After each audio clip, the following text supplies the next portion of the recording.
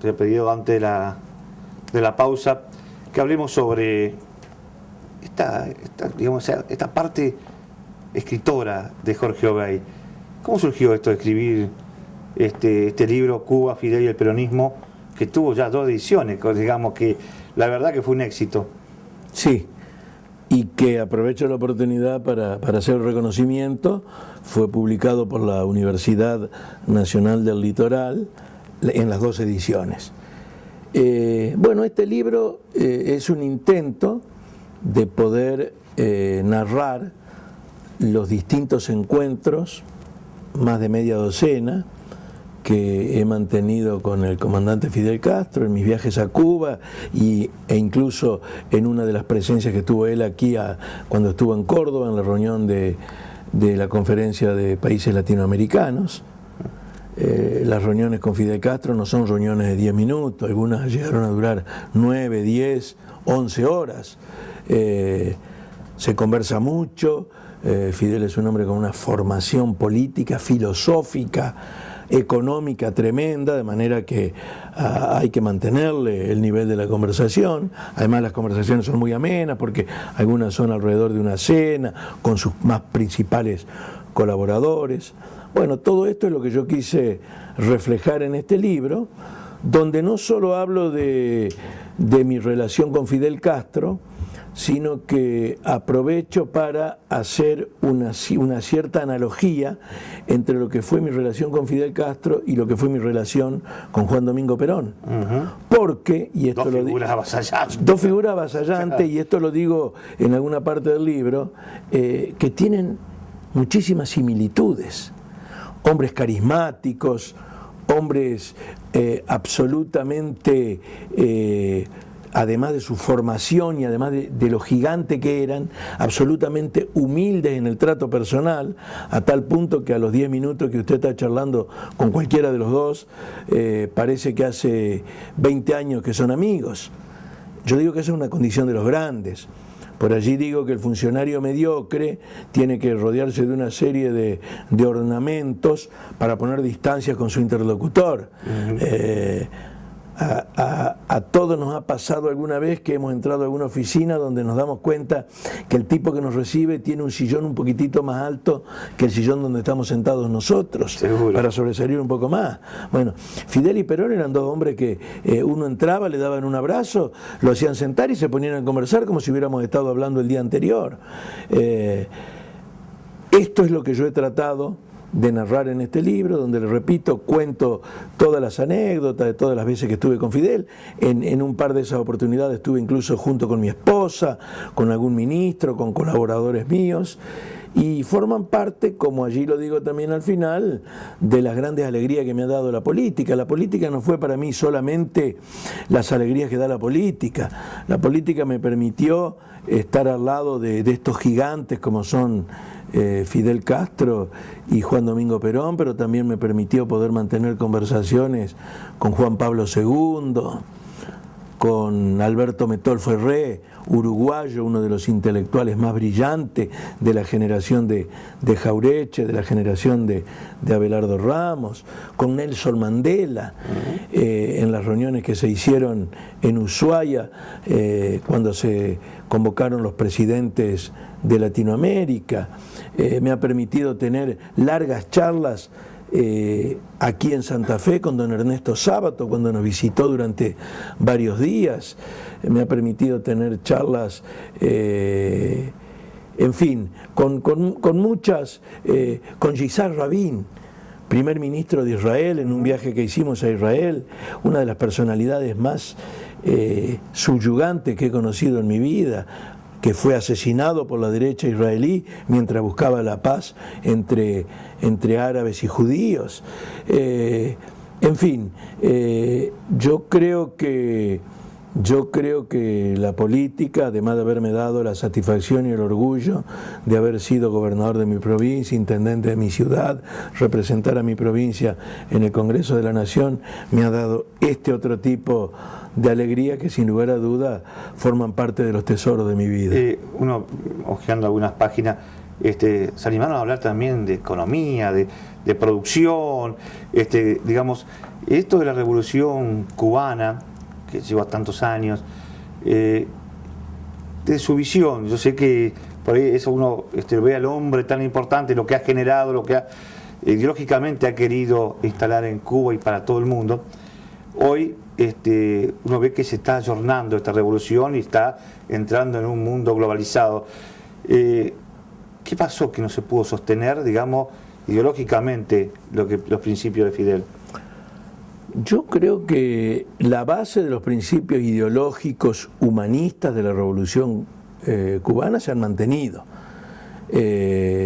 Cuba, más allá de que es un país pobre, fundamentalmente debido a que se le terminó el apoyo que le daba la Unión Soviética cuando cayó el comunismo y al bloqueo encarnizado que durante 50 años le han hecho los Estados Unidos de Norteamérica, pero pese a eso es el país con menor grado de analfabetismo de toda América, es el país con mejores condiciones de salud de toda América, es un país tremendamente culto, donde todo el mundo ha hecho su colegio secundario y buena parte de su población los estudios universitarios, con un nivel económico difícil, porque les repito, ha tenido que soportar fundamentalmente un bloqueo feroz que se ha mantenido durante 50 años. Ahora, también es verdad que Cuba se está ayornando, está produciendo transformaciones muy interesantes.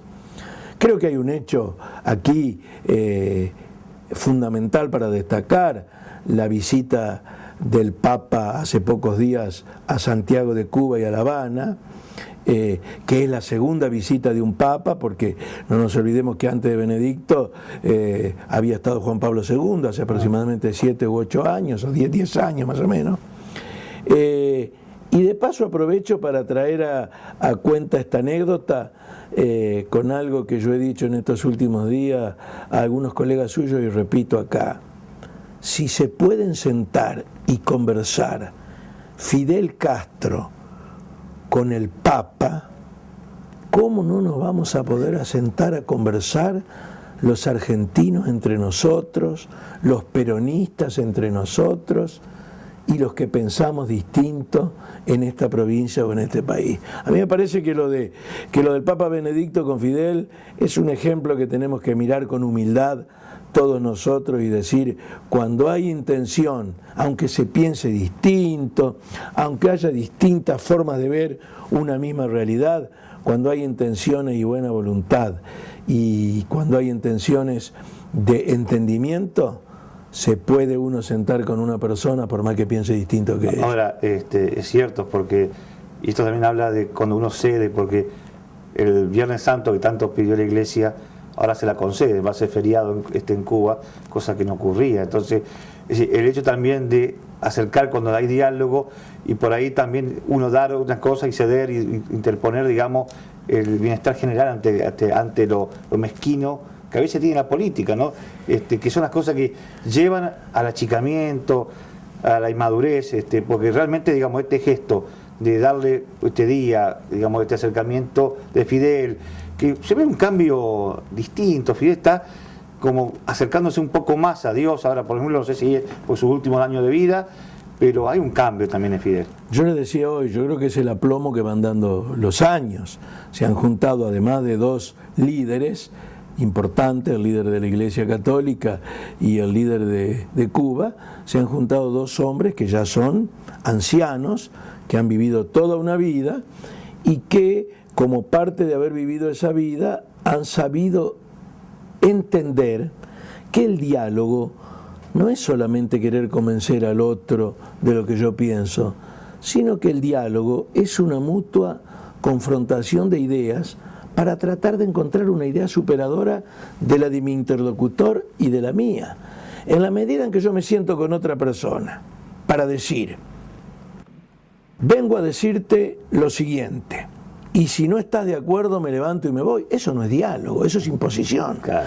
Entonces uno aprende a esta altura de la vida que el diálogo es para corregir posiciones incorrectas que pueda tener yo y para tratar de hacerle notar a mi interlocutor posiciones incorrectas que él pudiera tener.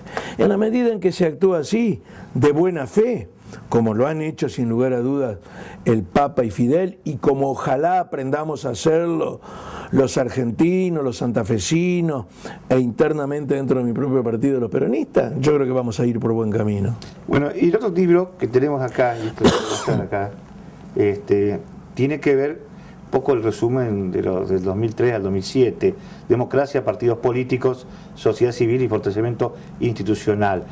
Usted tuvo mucho que ver en el crecimiento de lo que fue, digamos, el gran problema de la ley de Lema, y haber asumido un compromiso electoral y ante, yo le diría, la negativa de casi todo el Partido Justicialista de entregar una ley que le venía bien al PJ, pero que institucionalmente tenía mucho ruido en la sociedad, y usted se impuso y, digamos, y logró este cambio, lo que es, digamos, la ley electoral de la provincia. ¿Sigue convencido que hizo lo correcto, más allá de lo que hoy por hoy le pase alguna factura del justicialismo? Mire, Carlos, en primer lugar le aclaro algo sobre este libro que usted menciona. Este libro es una recopilación no de todos mis discursos, sino de los discursos que tienen que ver con un tema que a mí me apasiona, que es el del fortalecimiento institucional. Entonces aquí, ¿de qué hablo yo? Hablo de la necesidad de fortalecer los partidos políticos, de la necesidad de la tolerancia política, de la tolerancia religiosa, de la aceptación del que piensa distinto y del que es distinto a uno. Hablo de los proyectos a lo cual nos referíamos antes, que se deben mantener en el tiempo independientemente de que esté uno o no en el gobierno. Bueno, y uno de esos proyectos forman el andamiaje de lo que usted mencionaba, que es la forma en que la sociedad decide organizarse para elegir sus representantes. La ley de Lema cumplió una etapa muy importante en la provincia. Sirvió para ordenar a los partidos políticos, sirvió para transparentar la gestión después de un periodo que había sido cuestionado en la política santafesina, pero llegó un momento que a través de las distintas modificaciones que fue sufriendo, se volvió cuestionada, muy cuestionada por muchos sectores políticos santafesinos. Yo asumí un compromiso cuando fui candidato a gobernador, que si era gobernador la iba a reemplazar por otro sistema. La reemplazamos por el sistema actual de internas obligatorias, primarias y luego generales. Y fíjese si habrá sido bueno el sistema que cuando era yo diputado de la Nación, ahora en mi último mandato, tratamos en el Congreso de la Nación el nuevo sistema electoral para la Nación, que es el actual, y que tomó como base el sistema que nosotros habíamos implantado en la provincia de Santa Fe. Bueno, la última pregunta y cortita, me tiene que estar. ¿Cómo no? ¿Cree que hay unidad en el PJ ahora para las elecciones partidarias? Estoy seguro que va a haber unidad. Pero, mire, que pudiera haber elecciones internas o no hubiera elecciones internas no significa que no haya unidad. Por supuesto, uno siempre trata de poner de acuerdo a los distintos dirigentes, evitando la compulsión interna, porque en general es costosa, por allí deja heridas que cuesta cicatrizar, etc. Pero la unidad, Carlos, mire, hay una frase de un gran estadista europeo que fue Konrad Adenauer, el ideólogo de la unificación alemana, que a mí me gusta siempre mencionar. Konrad Adenauer decía: la unidad de Europa y por ende la unidad de Alemania es una obligación que tenemos los políticos. No decía es una posibilidad, no decía es una vocación, decía es una obligación. Y yo creo, parafraseando a Adenauer, que la unidad del peronismo santafesino es una obligación que tenemos los peronistas. Si quieren llegar... Porque es la única forma que tenemos, de poder llegar al gobierno. Ahora, tampoco quiero yo que el peronismo llegue al gobierno por una cuestión de camiseta, porque yo sea peronista. Yo quiero que el peronismo llegue nuevamente al gobierno porque creo que el peronismo demostró cuando fue gobierno que tiene proyectos, que sabe gobernar, que tiene hombres y mujeres formados técnica, moral y políticamente como para poder llevar adelante un buen gobierno en la provincia. Jorge Obey, muchísimas gracias. Gracias a usted.